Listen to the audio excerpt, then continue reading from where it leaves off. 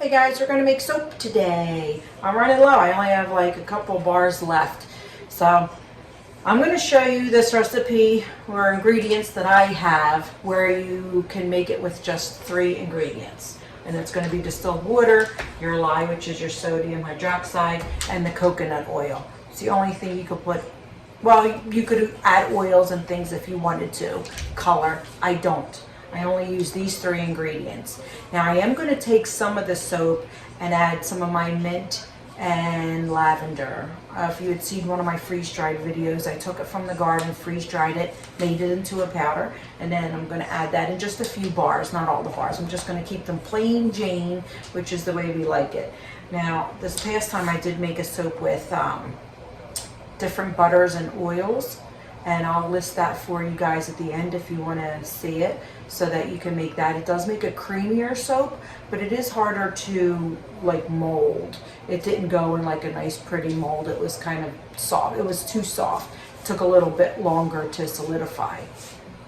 So I'm going back to my original. I've been making soap for like, gotta be about 20 years. I haven't bought soap in a store. I only use this. I like it because the plainness. I mean, if you guys like scents and colors and things, you know, might not be for you, or you might have to add something. But we like it because it is plain. I've had aloe in it before. I grow aloe, and then I just kind of scoop all the middle and I put it in there. But my aloe plant's not, you know, scoopable right now. It's not great, so we're not going to scoop some aloe. So that's why I'm going to try the mint and the lavender, just to see if it gives us a little bit of scent, a little bit of aloe, whatever mint and aloe does for your skin. So we'll get started. Do wear your gloves. I am going to be wearing a mask when I work with the lye, so I'll try and talk loud. Hopefully you guys can hear me. And then I am going to make a large batch, but I will put the ounces up for you guys to do a smaller batch if you didn't want to do this much, if you wanted to kind of try your hand at soap making. Let's get started. All right, we're going to start with the water, and everything I have here is used for soap only. It is not used for anything else. I mean, other than this, but I'm only putting my water in here. I'm not going to be putting my lye in here. All right, we're looking for 24 1/4. Oh, 24.2. Okay, or 0.2. Now, let me get my mask on, since I'm going to be opening this lye.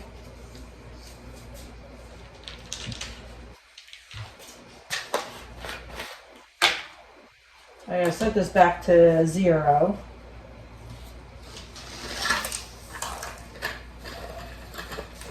And what I'm looking for here is a 9.7. I'm not too worried about the chunks. The water will even it out. All right, 8 point.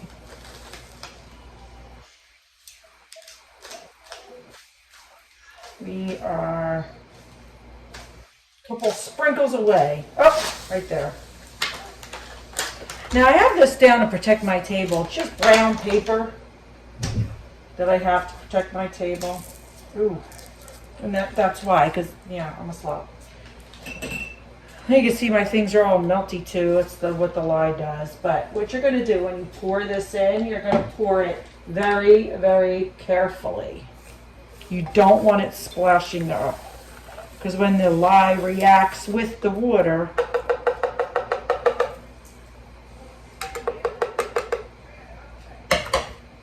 it's going to become hot, so you don't want it splashing. So you're just going to pour it very easily. And I'm trying to scrape the bottom. You'll feel it with the spatula, and you'll feel it kind of sticking to the bottom. So you just want to get that, and you could, I don't know if you guys can see the steam, but that's how hot it reacts immediately. So you definitely want to be careful with it. And you definitely want to wear a mask. You don't want to breathe that in. I got my mask on. But now see, it's already not stuck to the bottom anymore. This is an old crock pot insert from a crock pot. I had gotten it from a yard sale, and I'm like, oh, this will be perfect for my soap, and it is. All right, so now that, and you could see, let's make sure you could see. Like you could see, it's just like, it looks like murky water. It is not, it does not have the chunks or anything in it anymore.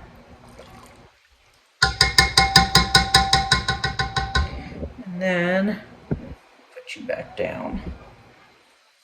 I have napkins and stuff here. Be extra cautious and put in a napkin. I have a little temperature gauge here. We're going to wait for this to get to 100 degrees. And then I have my little thing here, and it's right now it is, looks like it's going up to, it's still rising, that's why I'm waiting. So it's at 150. So I'm going to give that a few, let that settle. In the meantime, we're going to do our coconut oil. Okay. So I melted some coconut oil. We need 54 ounces. So what I'm going to do is 25 and 25 if it'll fit in here. This way it's easier for me to keep track of, and then I'll do the other 4. So, all right, so that's 25.2, which is perfect. So we'll do 25.2 in the next one.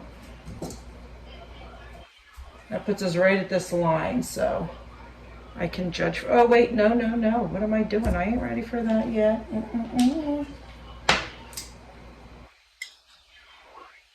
I didn't check it to see if it was at 100.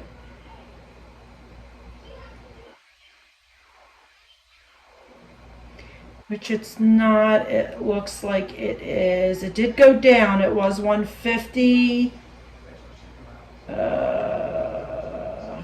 Looks like it might be 140. All right, so it's going, but not quite yet. All right, it looks like we are at 100. So now it's time to add in our coconut oil.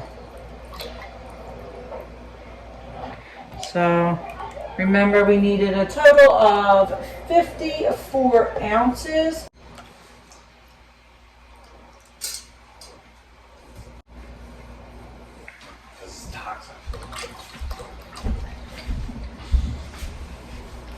All right, so we have our oil in. Of course, I spilled it all over the table. I don't know if you could see, but that's why I have the brown paper. It's just going to soak through most likely. But all right, get an old mixer. I use this hand blender, and you're just going to mix it until it's pudding-like.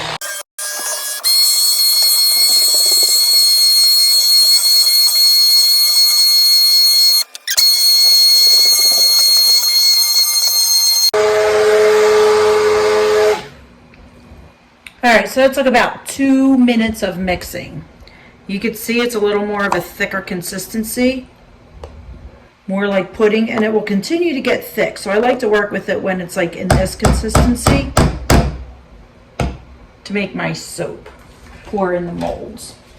Now, at this point is where you're going to add oils and things that you want. Now I'm going to make some plain soap first, and then I'm going to add my powder, like I said. Got these soap molds on. Oh, you can take your mask off now, by the way.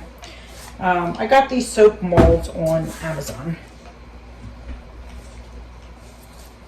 It is hot, just so you know, doing it this way. I need some kind of a pourer. I am super messy. But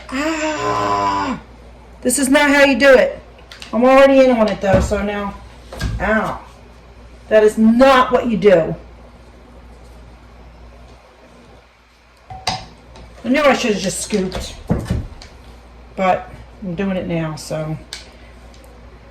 Pat it down to, get your air bubbles out. And then I'll scoop some of these in here. Yes, please don't do what I do. Look, my glove's not even on all the way. I got it all down here. We're gonna scoop. Because, like I said, it is hot. There's another way you could do. Some people cook it too. You could cook it in a crock pot. There's a hot process and a cold process. Okay. Oh my God, I can't believe I did this. Good golly. I always make a mess. Anyway, I'll speed this up a bit so you can see the end result.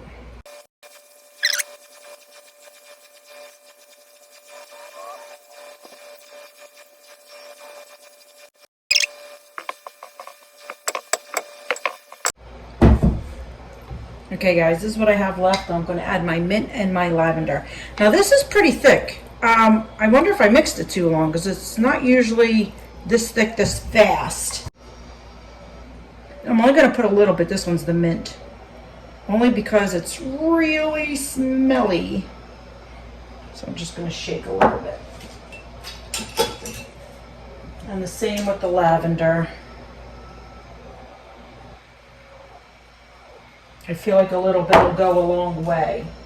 But this looks like mashed potatoes, not pudding to me. And it never usually does look like this. So I don't know what I did. That's why I'm wondering if I mixed it wrong. Or mixed it too long. I'm sorry, mixed it too long. Mixed it, it was like, worked out to be like almost 3 minutes. That I was blending it.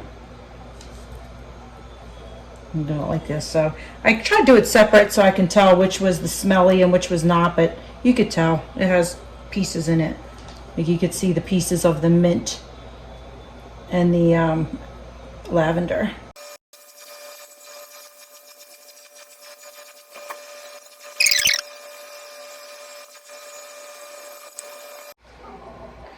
All right.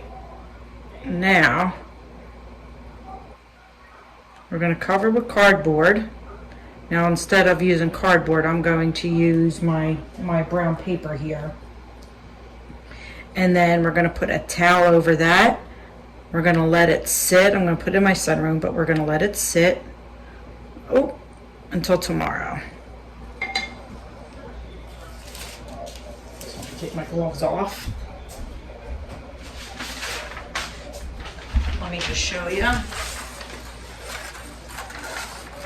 have a separate one for each one.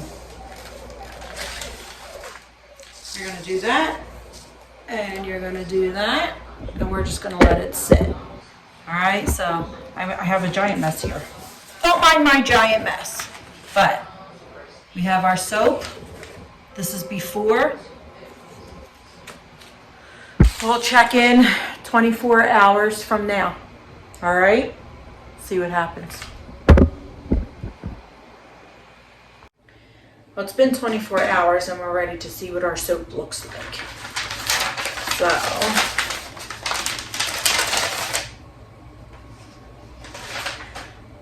you can see it's a little messy on the top.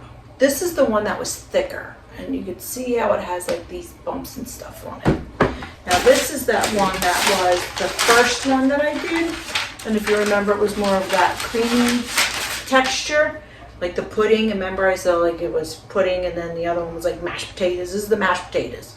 Then this is the pudding. And you can see how it's smoother. So maybe I did over mix it or I took too long to do it. I don't know. But anyway, you'll see this is better. And that's why the touch is supposed to be like this. So these are, the paper kind of makes it do that. You could get a butter knife and just kind of straighten it out, make it smoother. For right now, though, I am going to leave them. And the silicone works great. You could just pop them out. I clean up the edges here. But there you go. And you got yourself some soap. Now you're going to let these sit for like 8 weeks. So this will be done October. And what I'll do is I'll put a little note. So you put it in a box. Oh, it does smell. my lavender mint one. You can see all the little pieces in there. Oh, that's kind of nice. I do make a shampoo as well, and I think I'm going to do the lavender and the mint in my shampoo, but I'll put a lot more in it so it's a little more smelly. It has a slight smell. I'm curious as to what it's going to be when I lather it up. But instead of a box, because it was recycle day, we already put our stuff out, I have this thing. I'm just going to put them in here. And then with each layer, I separate with one of these mesh things. So if like the bottom layer's there, you know what I mean? Just to separate them and get some airflow and just let them sit. And that kind of makes it lather better, and it makes it soap. You have to go through the sapification process is what it is. But if you notice, like here's some air bubbles. But remember, I was like with the thing trying to get the air bubbles out. You are going to miss some, but it doesn't matter. It still makes soap, and it's still good. So thank you for joining me on my soap making. This will last us quite a while, probably most of the year.